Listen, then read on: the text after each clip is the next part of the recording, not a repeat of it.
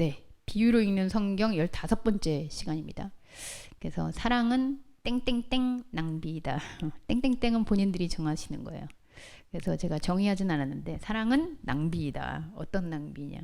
뭐 성경에서 사랑의 낭비에 대한 이야기들이 몇 번 나오거든요.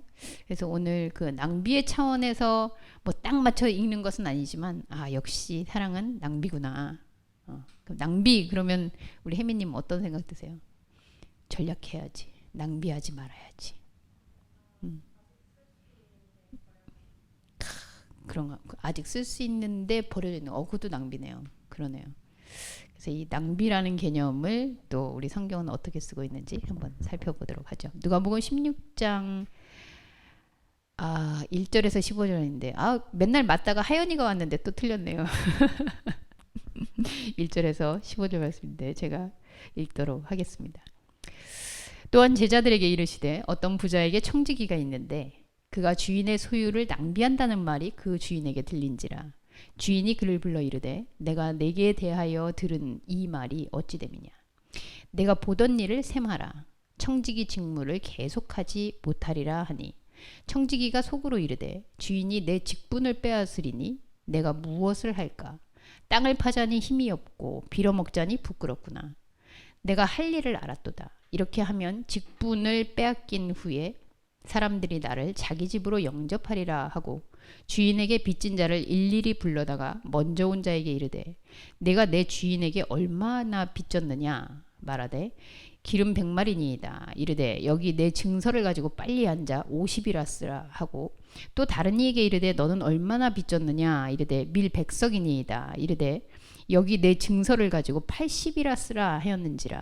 주인이 이 옳지 않은 청지기가 이를 지혜 있게 하였으므로 칭찬하였으니 이 세대의 아들들이 자기 시대에 있어서는 빛의 아들들보다 더 지혜로움이니라. 내가 너희에게 말하노니 불의의 재물로 친구를 사기라. 그리하면 그 재물이 없어질 때에 그들이 너희를 영주할 처소로 영접하리라. 지극히 작은 것 중에 충성된 자는 큰 것에도 충성되고 지극히 작은 것에 불의한 자는 큰 것에도 불의하니라. 너희가 만일 불의한 재물에도 충성하지 아니하면 누가 참된 것으로 너희에게 맡기겠느냐. 너희가 만일 남의 것에 충성하지 아니하면 누가 너희의 것을 너희에게 주겠느냐. 집 하인이 두 주인을 섬길 수 없나니 혹 이를 미워하고 저를 사랑하거나 혹 이를 중히 여기고 저를 경히 여길 것임이라. 너희는 하나님과 재물을 겸하여 섬길 수 없느니라. 바리새인들은 돈을 좋아하는 자들이라 이 모든 것을 듣고 비웃거늘 예수께서 이르시되 너희는 사람 앞에서 스스로 옳다 하는 자들이나 너희 마음을 하나님께서 아시나니 사람 중에 높임을 받는 그것은 하나님 앞에 미움을 받는 것이니라. 아멘. 네, 익숙한 말씀인데 다시 읽어도 뭔 소린지는 잘 모르겠네요. 낭비에 대한 얘기가 나왔으니까 우리 여러분들의 인생 속에서 내 인생에 이건 정말 낭비였던 것 같아 라고 생각되는 순간을 한번 떠올리네요. 그거 너무 아깝다. 정말 낭비. 혜민이 웃고 있는데 어떤 사건이 있습니까? 네. AP 클래스 그거는 뭡니까? 네, 맞아요. 네. 음흠.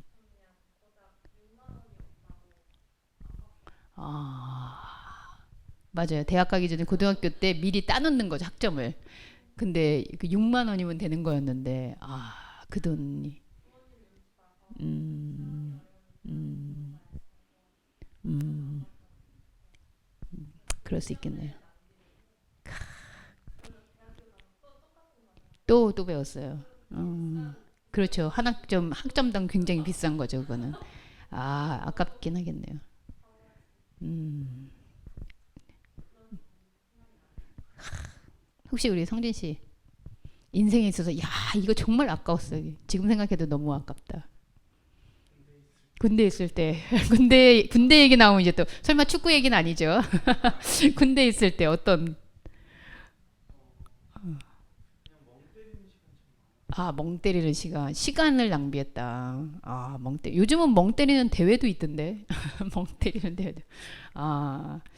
군대에서 멍 때리던 시간이 참 아깝다. 그래서 득현이자는 혹시 음, 음, 어떤 거야? 음, 네, 음. 감정 낭비. 아, 제일 많이 낭비하는 것 중에 하나죠. 진짜 인생 살면서. 아, 진짜 그런 것 같아요. 감정 낭비. 근데 그 당시에는 낭비인 줄 모르잖아요. 막 치열하게 막 이러니까. 어, 우리 영현이 막 생각하고 있어 지금 머릿속으로. 어떤 낭비가 있었더라 막 이러면서.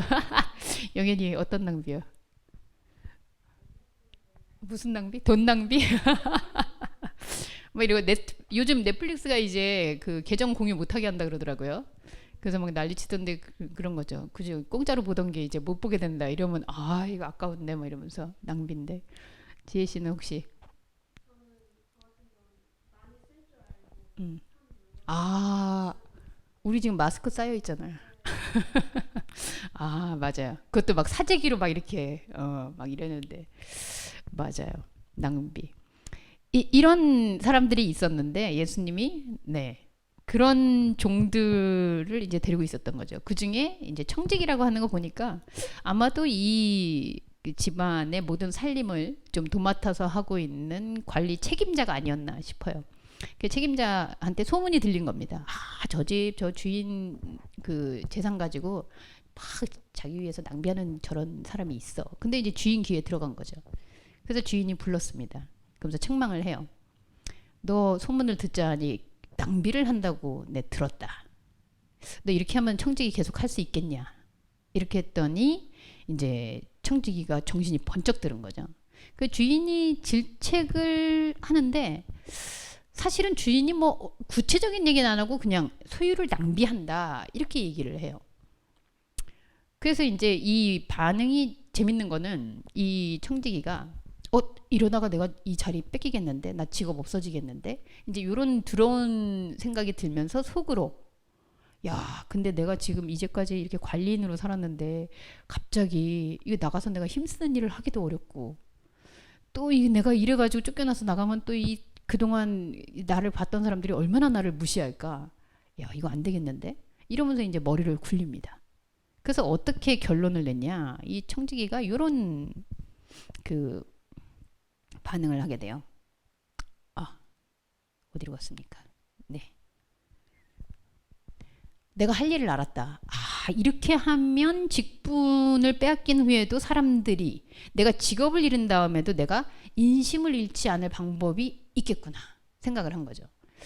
글쎄요, 뭐 우리는 이거를 지혜라고 얘기했을지 모르겠지만 여러분들이 본문 읽은 대로 아주 그 영악하게도 빚진 사람들을 주인이 이제 받아야 될 돈이 있는 사람들을 다 부른 거죠. 그러면서 너 얼마 빚졌어? 그때 100만 원이요. 야 50만 원으로 줄여. 너 얼마 빚졌어? 1000만 원이요. 야 800만 원으로 줄여. 지금 자기가 인심 쓰는 거예요. 자기가 받을 돈도 아닌데 주인이 받을 돈인데 그거를 그렇게 다 탕감해 줍니다. 그럼 이제 상식적으로 내가 이렇게 줄여줬으니까 내가 자리를 뺏겨서 이제 청지기를 못하고 밖에 나가도 나한테 최소 줄여준 만큼에 대해서 나한테 고마움이 있으니까 잘해주겠지. 이렇게 생각한 거예요. 자, 우리 병주님 이제 팀장으로 역할을 하고 계시는데 요런 수와 있다. 지 것도 아닌데 자재 갖다가 자기가 빼돌려서 이렇게 하고 이렇게 해먹어야지. 이거 어떻게 보십니까? 네, 괘씸하죠. 뭐 코평수 커졌어요 지금. 괘씸하죠. 아니 이게 자기 재산을 가지고 자기가 빚을 탕감해 주는 것도 아니고 주인 빚인데 주인이 받아야 되는 거잖아요.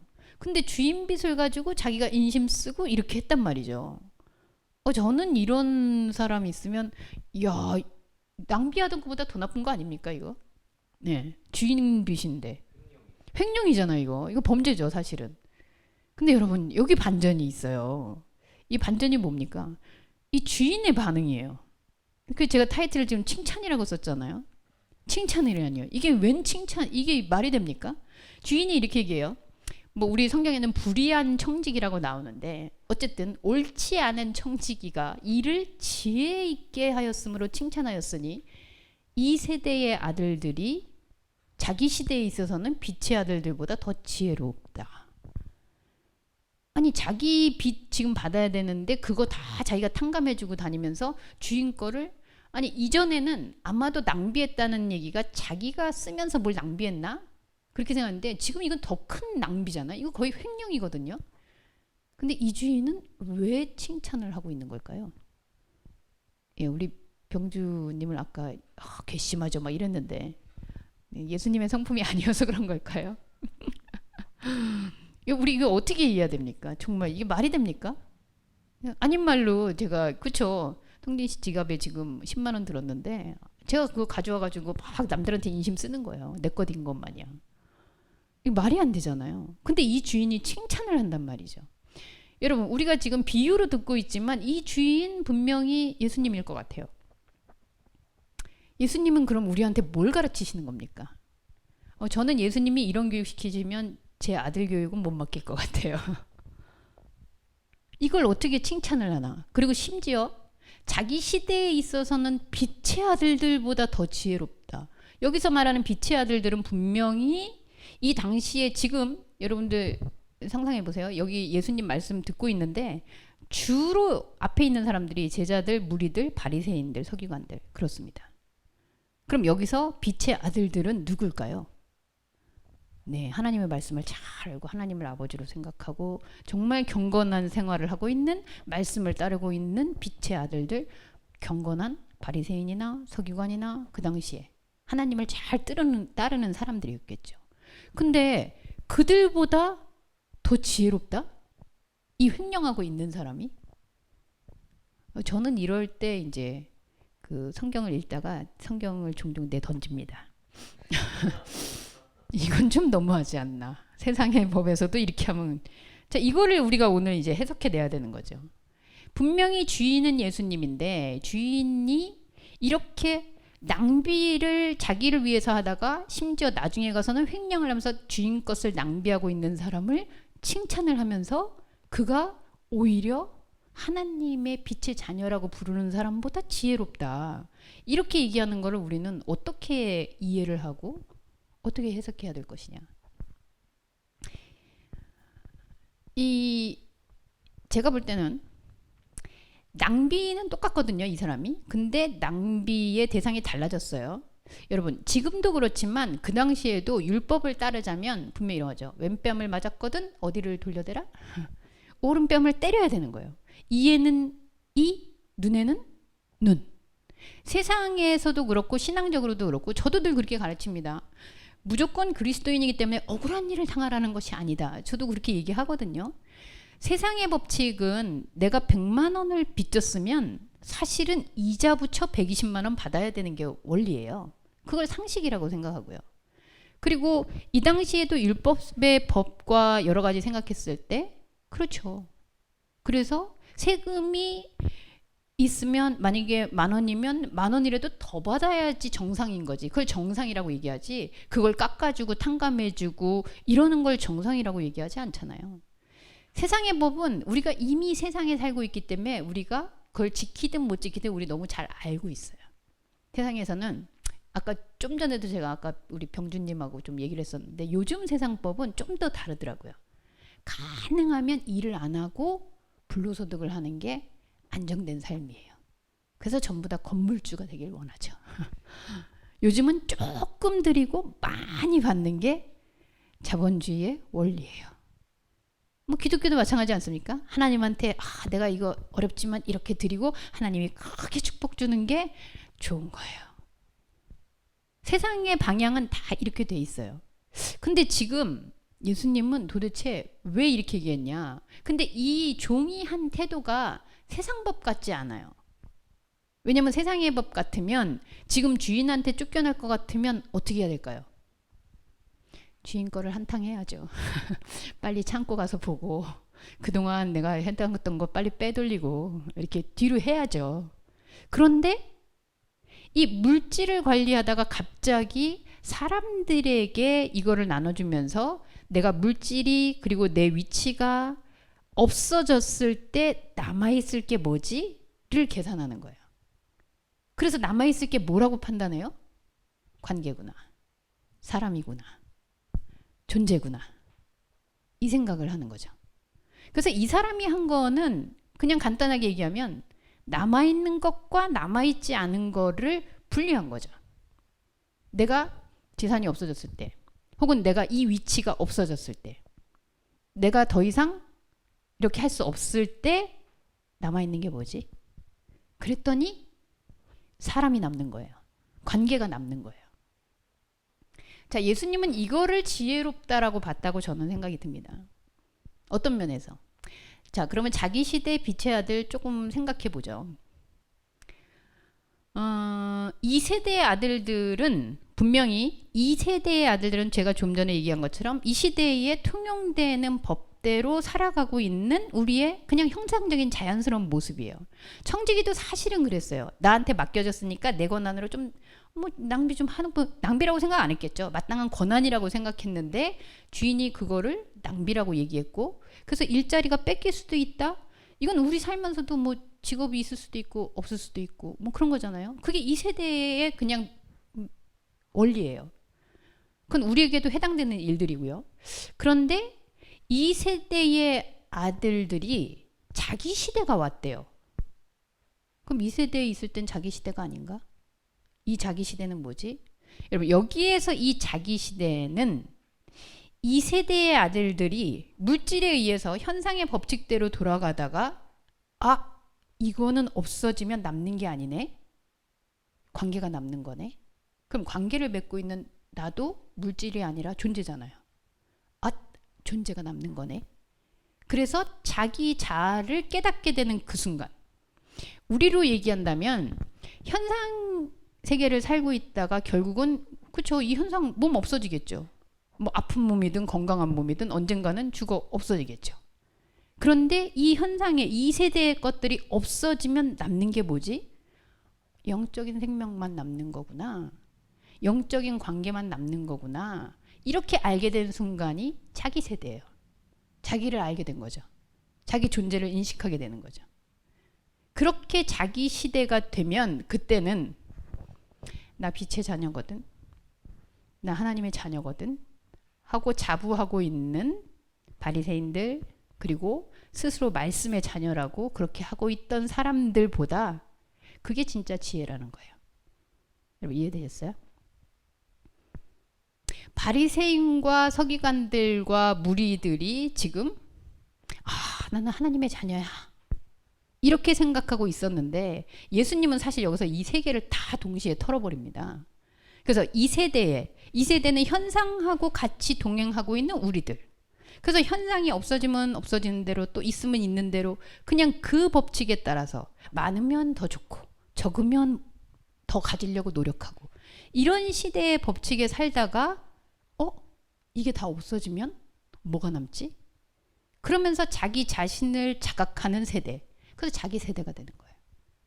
그럼 이 자기 세대에서는, 이 자기 세대야말로, 이 영적 자신을, 생명을 발견한 세대야말로 말로 나 빛의 자녀야, 나 경건한 자녀야 하는 사람들보다 진짜 지혜롭게 된다는 거죠. 그 얘기 하신 거예요. 그래서 지혜롭잖아요. 예수가 봤을 때는. 우리에게도 동일합니다. 그래서 현상을 살고 있는데, 여러분 저는 이렇게 계산해요. 내가 죽을 때 가져갈 수 없는 것은 다 이 세대구나. 그러면 이 세대의 것은 이 세대에 유용해요. 근데 한 가지 질문이 생겨요. 그러면 이 세대에 있는 거 그냥 빨리빨리 다 쓰고 빨리 그냥 내가 누리고 이러고선 가야 되는 거 아닌가? 이렇게 약간 좀 허무주의처럼 그렇게 될 가능성이 없지 않죠. 근데 예수님은 여기에 제동을 거십니다. 어떻게 제동을 걷느냐? 그 다음 말씀들 보면요. 지극히 작은 것에 충성된 자는 큰 것에도 충성되고 지극히 작은 것에 불의한 자는 큰 것에도 불의한다. 이거 뭐지? 지극히 작은 것은 뭐고 큰 것은 뭐고, 또 여기서 작은 것에 불의한 것은 또 큰 것에 불의하고, 이거 뭔 말이지? 여러분 같은 말의 반복이라고 생각하시면 돼요. 지극히 작다. 자, 이 세대의 법칙이 막 돌아가고 있어요. 그래서 이렇게 투자하면 주가 올라가고 내가 이렇게 투자했을 때 많이 오르는 게 복이고, 그래서 그 세대의 법이 막 돌아가고 있는데, 지금 이 청지기가 이 법에 따르지 않고 엉뚱한 짓을 하는 거죠. 많이 빚졌는데 줄여주고, 그 사람이 많이 힘써야 되는데 그거 탕감해주고, 그리고 자기 것도 아닌데 인심 쓰고. 이거 2세대 법 아니거든요. 그래서 우린 그걸 불법이라고 얘기하죠. 2세대에 안 맞으니까. 그런데 이 사람이 뭘 중요시하냐? 내가 다 없어졌을 때 그 관계, 남을 사람, 존재를 지금 생각하거든요. 누가 돈을 쓰면서 누가 이런 부분들을 2세대의 법을 따라가면서 존재와 관계와 이게 없어지면 생각할 수 있는 그런 세계를 누가 생각할까? 그걸 먼저 생각하고 있는 게 작은 일이에요. 왜냐하면 큰 일을 지금 도모하고 있는데 내가 이거 투자해서 이렇게 나와야 되고 이걸 세우면 더 높아져야 되고, 이게 사실은 커지는 일인데 아무도 그렇게 생각하지 않는, 이 세대에 전혀 맞지 않는 생각을 하고 있는 상태, 그게 작은 일이에요. 그래서 작은 일, 이 관계를 발견하고 존재를 발견하는, 아무도 신경 쓰지 않는 영적 자아를 생각하는 그 작은 일을 충성하는 사람은 하나님의 생명, 하나님의 영원한 세계, 여기에 충성할 수밖에 없다는 거예요. 그 존재에 대한 인식이 계속 지속되면서. 그런데 지극히 작은 거, 이 일을, 나를 발견하고 내 생명을 생각하고 물질이 없어졌을 때 남는 것이 무엇이지? 라는 것들을 생각하지 않는 그 상태는 영원한 나라 하나님의 세계를 아는 것은 유언하다는 거죠. 굉장히 명료한 말씀인 거죠. 그래서 불의한 재물에도 충성하지. 여러분, 불의한 재물이라니까 마치 훔쳐다가 막 이렇게 하고 막 이런 거 생각하는데, 저는 그렇게 해석했어요. 여기서 불의한 재물에 충성하라는 얘기거든요, 지금. 그래서 이 청지기가 불의한 재물에 충성했다는 거예요. 그럼 여기서 불의는 뭘까요? 주인 거 훔쳐다가 지금 우리한테 나눠주라는 걸까요? 임꺽정이나 홍길동처럼? 그건 아니겠죠. 불의한 재산이라, 여기서 재물이라는 것은 의와 상관없는, 우리에게 오직 의는 무슨 의? 구원의 의겠죠. 하나님의 의, 구원의 생명과 상관없는 물질, 그 물질로 충성한다는 건 아까 얘기, 이 물질은 관계를 발견하고 영적 자아의 생명을 인식하는데 쓰이는 도구구나, 이거 아는 게 충성이에요. 충성이라는 게 그 목적대로, 그 목적 그대로를 실현하는 거잖아요. 이 마우스가 충성하는 거는 내 컴퓨터와 연결해서 잘 돌아가는 거예요. 근데 이 마우스가 나는 이 컴퓨터로 가지고는 안 되겠어, 그 연결이 안 돼, 충성 안 하는 거죠. 여러분, 현상이라는 건요, 현상에 충성한다, 구원과 상관없는 우리가 가지고 있는 물질에 충성한다는 얘기는 그 물질이 그냥 물질로 쓰이는 거예요. 그게 충성이에요. 근데 그거 당연한 거 아니에요? 자, 여러분, 아파트가 물건이에요, 사람이에요? 아파트 물건이죠. 근데 우리나라 사람이 아파트를 그냥 물건으로 생각할까요? 아니죠. 충성 안 하는 거예요. 아파트는 그냥 사람이 사는 집으로 존재할 때 충성이에요. 그런데 그게 어떻게 돼요? 왜 아파트 값 떨어지면 막 사람들이 자살도 하고 막 나 죽으려고 그러고, 왜 그래요? 아파트가 생명이라 그래요. 성경에도 등장했었잖아요. 향유 옥합을 깬 여인. 그 여인이 향유를 깼어요. 자, 향수 바르시나요, 우리 혜미님? 네, 향수 왜 발라요? 향기롭게 하려고. 근데 그 여인이 향기를 냈더니 사람들이 어떻게 됐어요? 반응이? 난리 났잖아요. 왜 깨냐고. 너 이제 시집 못 간다고. 왜요? 향수가 아닌 거예요. 돈인 거예요. 재산인 거예요. 재산은 곧 생명인 거예요. 그래서 이 시대에도 그냥 물건이면 되는데, 근데 예를 들어서 이 마우스를 뭐 그렇게 비유하고 싶지 않습니다만, 뭐 우리나라 대통령 안 될 것 같고요. 엘리자베스 여왕이 죽기 전에 저한테 주고 갔다. 이거 제가 함부로 쓰겠어요, 여러분? 가치가 달라지잖아요. 그런데 예수님은 이 세상에 있는 물건은 물건일 뿐이야. 그럼 이 물건이 생긴 대로 그 목적을 다하는 게 충성이에요. 그런데 우리가 이 물건 현상들을 충성하지 못하고 있다는 얘기는 뭔가 물건이 아닌 것으로 지금 바꾸고 있다는 거죠. 뭘로 바꿀까요? 결론이 나오죠. 뭐 저는 이 말을 예전에 듣고 정말 자존심이 상했었는데요. 하인이 두 주인을 섬길 수 없나니 혹 이를 미워하고 저를 사랑하거나 혹 이를 중히 여기고 저를 경히 여길 것임이라. 같이 읽습니다. 시작. 너희는 하나님과 재물을 겸하여. 저는 하나님과 재물을 겸하여 섬기고 있습니다. 손 들어보세요. 솔직하시네요. 맞아요. 근데 솔직히 하나님을 안 이후에 나는 하나님과 재물을 동시에 섬기고 있습니다라고 고백하는 건 그리스도인의 수치처럼 느껴지죠. 그리고 솔직히 자존심 상해요. 아니 아무렴 내가 하나님하고 돈을 구별을 못한다고? 근데 못하죠. 예수님이 정말 뜬금없이 지금 얘기하시는 거는 아니 갑자기 물질에 대해서 얘기하다가 그리고 이 청지기가 엉뚱하게 행사한 거를 칭찬해 주는 것까진 이해해. 그런데 결론은 예수님의 교훈은 하나님과 재물을 겸해서 섬길 수 없다라는 결론으로 나오고 있어요. 정말 뜬금없이 너무 이거 뭐라 그럴까요? 그냥 건너뛴 거 아닌가 이런 생각이 들거든요. 근데 예수님이 얘기한 건 그거야. 아까 제가 말씀드렸죠? 현상을 현상으로, 물건을 물건으로, TV는 그냥 TV로 생각하는 거, 핸드폰은 그냥 핸드폰으로 생각하는 거, 아파트는 그냥 내가 사는 집이라고 생각하는 거, 그리고 이 세상을 떠날 때 다 그냥 없어지는 것들은 이 세상에 이 세대의 필요인 것으로. 그런데 이 필요가 충성하는 건 그냥 그 물건이 그 물건으로 쓰이는 거라고 말씀했어요. 그런데 예수님 결론은 그런데 너희가 그렇게 하고 있지 않다. 그럼 어떻게 할까요? 이 물건이 하나님인 줄 안다는 거예요. 겸하여 섬긴다. 좋게 얘기해서 겸하여는 두 개. 이것도 섬기고 저것도 섬기는 것 같지만 사실은 혼합한다는 거죠. 아니 사실은 물건이 더 크고 거기에 하나님을 집어넣는 거죠. 그래서 내가 어떻게 하다가 내가 뭐 이래가지고 영끌해가지고 아파트를 샀어요. 근데 이 아파트가 값이 쫙 올라갔어요. 어떻게 될까요? 어떻게 기도해야 될까요? 성진님 갑자기 막 주식 샀는데 폭등했어요. 값이. 어떻게 기도할까요? 크리스찬으로서. 더 폭등하게 해주세요. 일단 감사 좀 해야죠. 주님이 저에게 지혜를 주셔서 폭등했습니다. 여러분 엔비디아 다 사셨어요? 뭐 하여튼 하나님께 감사 나오는 거죠.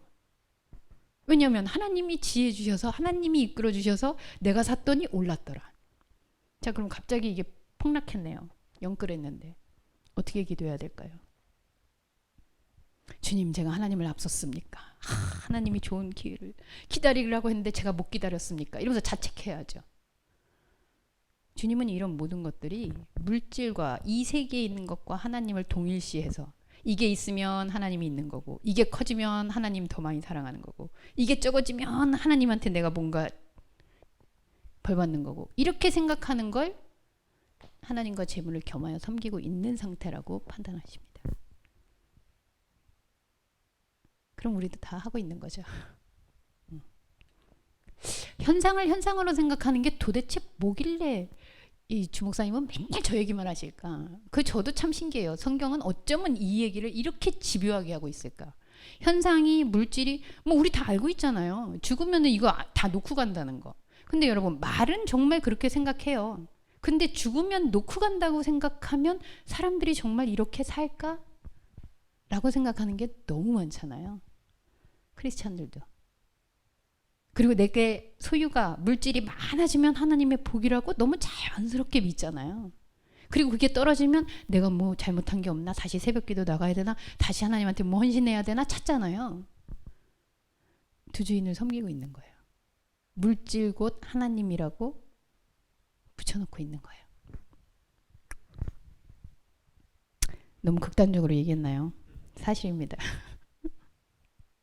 자, 재밌는 건요. 마지막으로 항상 그렇지만 이렇게 예수님이 처음에도 제자들이 다 항상 있을 때 제자들에게 얘기한다라고 밝히시거든요. 처음에 얘기할 때도 제자들에게 말씀 시작하셨어요. 근데 말씀을 하고 나면 누가 반응을 해요? 12절에 바리새인들. 항상 영락없이 바리새인들이 긍정이든 부정이든 말씀에 반응해요.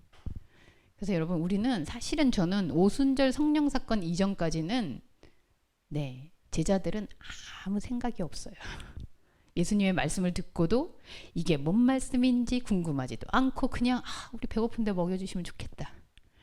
아픈데 고쳐주시면 좋겠다. 이것만 생각해요. 그런데 바리새인들은 말씀을 듣고 반응하고 질문하고 쏘아붙이기도 하고 외면하기도 하고 돌 던지기도 하고 거기 반응이 일어나요. 미안한데 제자보다는 바리새인이 저는 낫다고 봅니다. 그리고 분명 말씀을 지금 알고 있는 우리들에게 예수의 말씀이 던져진다면 우리는 아마 바리새인이 가까울 거예요. 바리새인이 나빠서가 아니고요. 말씀을 계속해서 저 같으면 싫은 소리만 하면 갈 것 같아요. 안 볼 것 같아요. 근데 여러분 성경 보세요. 복음서에 끝까지 쫓아다닙니다. 바리새인이. 그러면서 끝없이 바리새인들이 질문을 해요. 근데 바리새인들이 결론이 이렇게 나와요. 듣고 비웃거늘.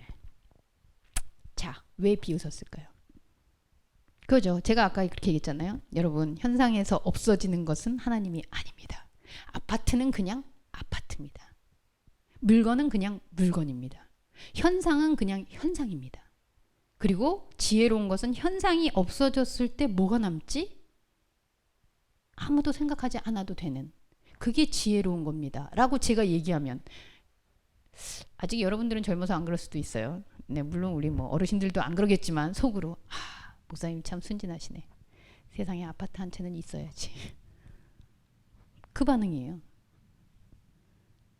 저 예수가 목수 집안이고 재산이 없으니까 저렇게 얘기하지. 뭘 모르네. 좀 더 나이 들어보면 집이 얼마나 소중한데. 그리고 하나님이 복 주시면 받아야지. 그렇게 비웃는 거예요. 예수께서 이르시되 너희는 사람 앞에서 스스로 옳다 하는 자들이나 너희 마음을 하나님께서 아시나니 사람 중에 높임 받는 그것은 하나님 앞에서 미움 받는 것이다. 이때는 조금 승질나서 말씀하신 것 같긴 해요. 뭐 이렇게까지 아까 감정 낭비 얘기했는데 요건 예수님의 인간적 감정 낭비가 아닌가 전 그런 생각이 드는데 이제 얘기할 때 눈빛을 보고 아셨겠죠. 이것들이 또 날 비웃네. 그래서 욱하신 거겠죠. 자, 정리 한번 해보죠. 요 본문이 나오기 직전 본문이 우리 지난주에 했던 본문입니다. 어떤 본문이었냐면 탕자가 있었어요.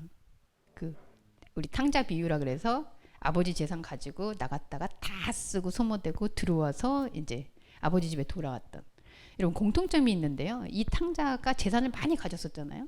나가서 다 낭비해요. 다 없어졌어요.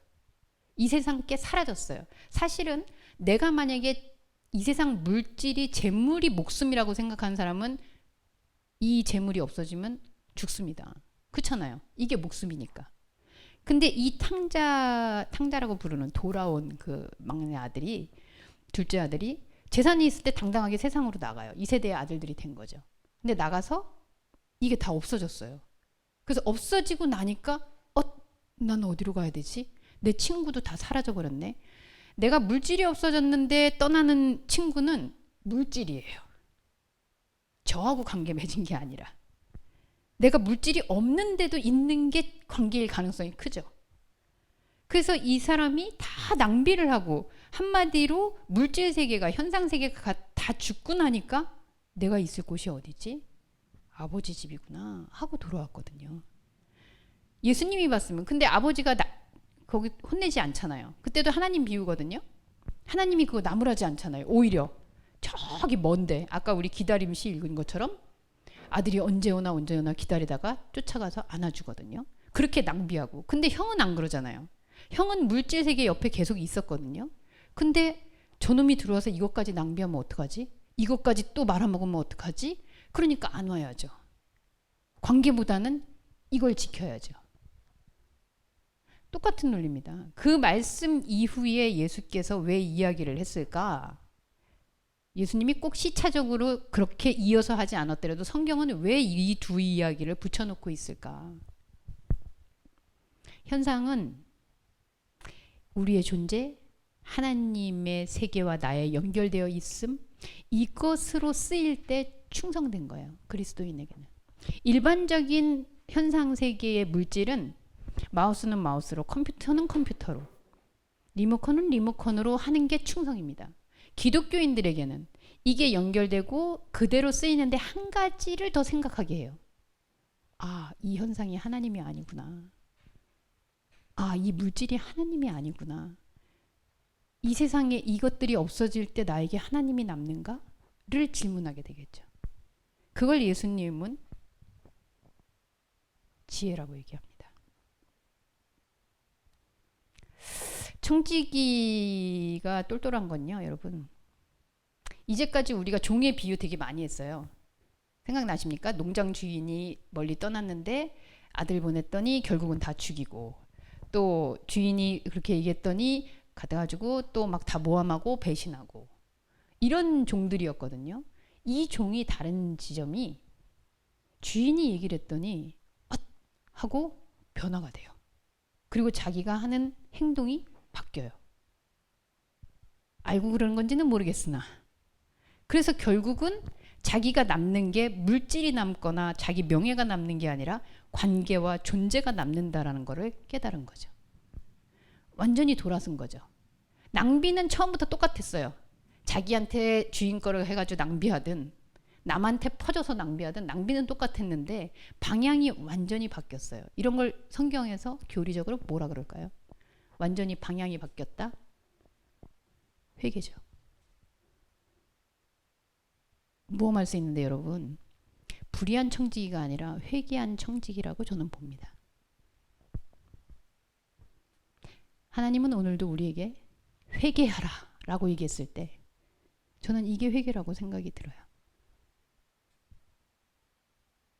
그래서 모든 것을 하나님의 이름표를 붙이며 하나님이 주셨으니까, 하나님의 성물이니까 이거는 만지지 마, 하나님의 보면 되니까 목사님만 써, 하나님의 것이니까 하나님의 것이니까, 마치 경매에 딱지 붙여놓듯이 끊임없이 이 세계에 하나님 딱지를 붙이고 있는 사람들에게 스탑.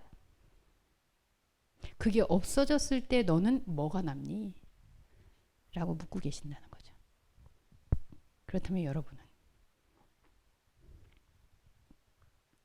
사도 바울이 나는 매일 죽는다라고 얘기했어요. 안 죽었는데 왜 죽었다 그래? 이상한 거잖아요. 안 죽었는데 왜 죽었대요? 이 세계에 있는 것들이, 오늘 내 눈앞에 있는 것, 내가 지금 입고 있는 것, 내가 먹고 있는 것, 아니 내 몸이 죽었다라고 한다면 난 뭐가 남지? 이 질문인 거죠. 사도 바울의 질문. 그래서 나는 죽었으니까 참아야 돼, 죽었으니까 용서해야 돼, 이런 거 전혀 상관없고요. 이게 다 없어진다면 나는 무엇으로 존재하지? 예수는 바로 우리에게 그 회개를 요청하고 있다는 거죠. 불의한 청지기, 적어도 우리 앞으로는 회개한 청지기로 일컬읍시다. 저 사람에 대한 그 역사적 평가가, 우리 성재 씨 역사 좋아하는데 역사적 평가가 너무 절하돼 있다고 보여지죠. 네, 회개한 청지기예요. 나가서 어떻게 대접받는지는 모르겠으나, 그리고 우리도 오늘 질문해 보죠. 나에게 이 물질에 보이는 모든 세계가 사라진다면, 그리고 한 가지 속심할 것은 이 세상을 떠나면서 내가 가지고 가지 않는 모든 것은 하나님일 수 없다. 하나님의 것일 수도 없다. 그 회개가 우리 안에서 울림이 되는 시간이 되었으면 좋겠습니다. 기도하죠. 하나님, 세상은 이렇게 살면 어렵다고 얘기합니다. 현상을 현상으로만 받아들이면 더 발전이 없다고 얘기할 수도 있습니다. 그런데 우리에게 오늘 내가 이 모든 것들이 없어진다면 무엇이 남지? 세상은 우리에게 그렇게 이야기해요. 왜 없어진다고 가정을 하느냐? 오늘 더 생긴다면, 더 쌓는다면, 더 부족한 것은, 이렇게 얘기해서 더 독려하고 쌓아가라고 얘기하는데, 이 모든 것들이 없어진다면 나에게 진짜 남는 것은 무엇인가? 그리스도는 우리에게 오늘 너가 낭비하고 있구나. 그런데 다른 방향으로 낭비해야 되지 않겠니? 우리의 낭비벽이 새 생명을 발견하고 새 생명으로 나아가는 낭비가 되게 하여 주옵소서. 예수님의 이름으로 기도합니다. 아멘.